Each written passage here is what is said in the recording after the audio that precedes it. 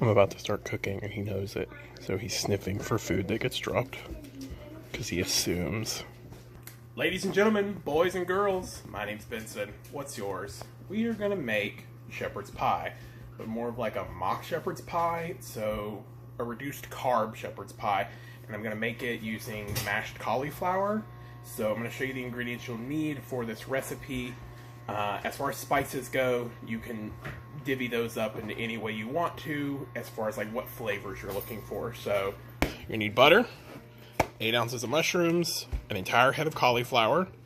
You're gonna need ground beef. This is probably more than I'm definitely gonna need, but this is like 2.5 pounds. You're gonna need 8 ounces of feta cheese. It can be flavored feta cheese. The feta cheese is going to go into your mashed cauliflower. So if you want just regular feta cheese, get regular feta cheese. If you hate feta cheese, get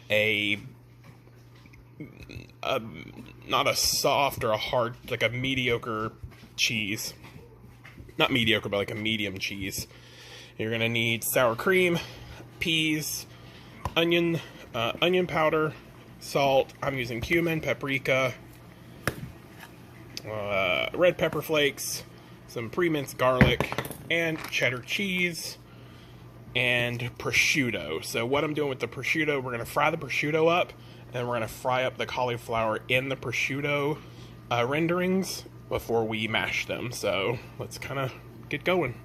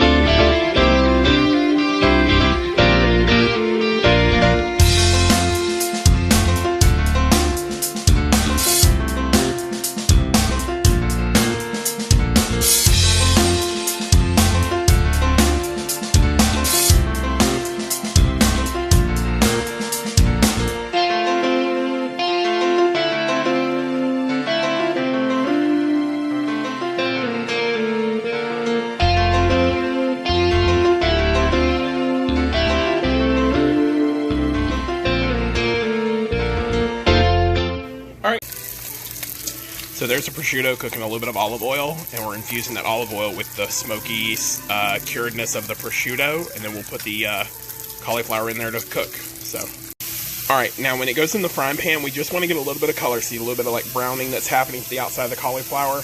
And I added salt, onion powder, and some red pepper flakes. We're gonna stir this, you know, just for a minute or two till it starts getting color on all the pieces of broccoli, basically picking up the renderings from the prosciutto. And you can use bacon or something like that if you want to. Alright, now once everything gets a little bit of color, you're going to go in with about a half a cup to a cup of water. And then you're going to immediately cap it. And we're going to let that steam. Once it steams, we're going to drain the water off. Get as much water off as possible, and then we're going to mash it. Add some sour cream, some butter, and some feta cheese. And that'll be good to go. So reduce your heat to medium-low. Get your oven going to 350. We're going to cook the meat now. Next, find you a baking dish that you're going to cook the meat in. Put your meat, season the meat on top, put in some garlic, and this is the onion mushroom blitz that I made. You're going to fold this all together until everything's well incorporated, and then make you a flat layer across the bottom of the tray into the oven at 350 until it's done. I would say medium rare in the center, because then you're going to add the stuff on top and it's going to go back in. So you want to hit it about 145, 150 in the center. And then you're going to pull it out, drain all the grease off, and we'll go from there.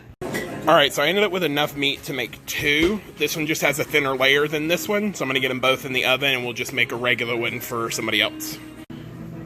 Alright, so you want your cauliflower to basically, it's done when you can push on it and your spatula or whatever, sorry, I have onion skin on that.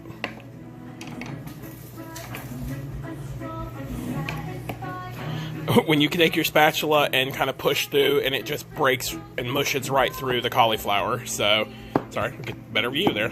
So you want to get it to where your cauliflower, you can just stab it with your spatula and it just goes right through it. So it's good and tender. We're going to add some seasoning to this and some sour cream and the feta cheese, and we're going to get it mashed.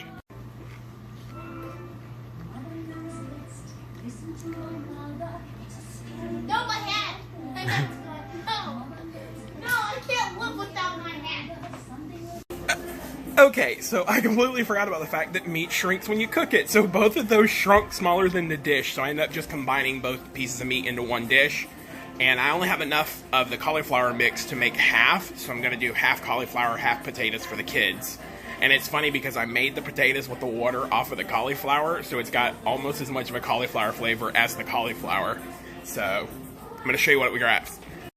So this is the beef, and you can skip this part. I layered it in frozen peas. Again, you can skip that part.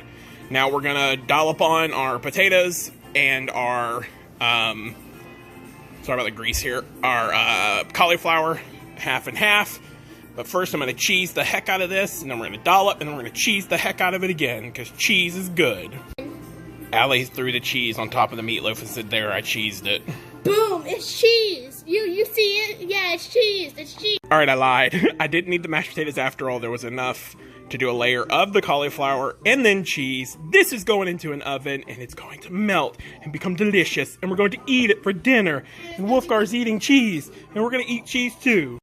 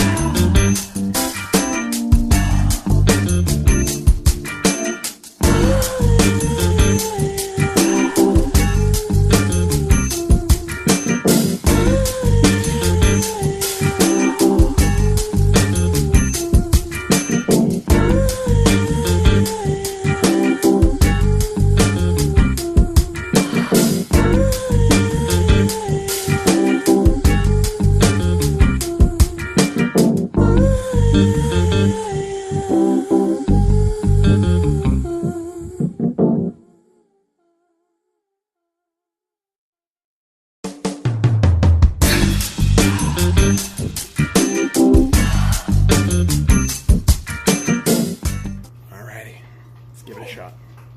A little bite of everything. Ah, lost some peas. So honestly, because of all the flavors in it, you can't tell that's cauliflower. It doesn't taste like cauliflower. It's got mashed potato consistency. Yeah.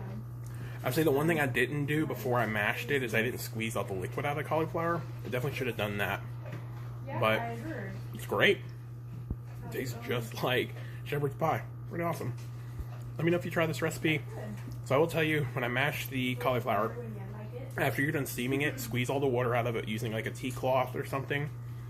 And then I put a tablespoon of butter, a tablespoon of minced garlic, a tablespoon of sour cream, and then I mashed it manually, and then I dumped it in my Ninja and blitzed it in my Ninja to get that creamy consistency. And then just season it to the way you want. You can season any way. You can use salt, pepper, cumin, red pepper flakes, whatever you want to season this. I imagine this would even be good if you took that ranchero sauce and sprayed that across the top or even on the meat just before you put the mashed cauliflower on it. But let me know if you make this. Let me know if you try it. I want to hear from you guys. Send me pictures, tweet them out, Instagram them, whatever. And let me know in the comments if you tried it. I love you guys. Till tomorrow. Okay, so Jordan went and got the ranchero sauce we had left in the fridge. Put it on top. Let's see how it is. Just adds a little bit of spice to it. So if you want spicy, I'll leave a link to the ranchero sauce video. Go make that first and then make this and sprinkle it on top. It's good stuff.